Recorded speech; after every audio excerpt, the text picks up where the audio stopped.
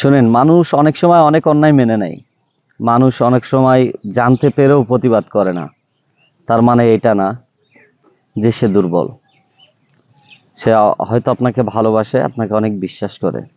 তার যে কারণে আপনার করা অন্যায়গুলো জানা সত্ত্বেও, বোঝা সত্ত্বেও সে কখনো আপনাকে প্রতিবাদ করে না অথবা ছোট করে না।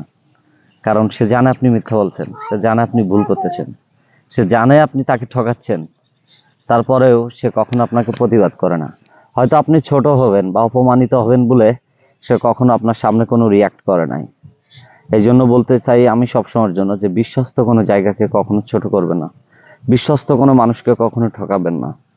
যে আপনাকে বিশ্বাস করে, যে আপনার বিপদ আপদে সাহায্য করে, যে আপনার বিপদের জন্য খুব হেল্পফুল হয়ে কাজ করে, আপনি অন্তত তাকে কখনো ঠকায়েন না।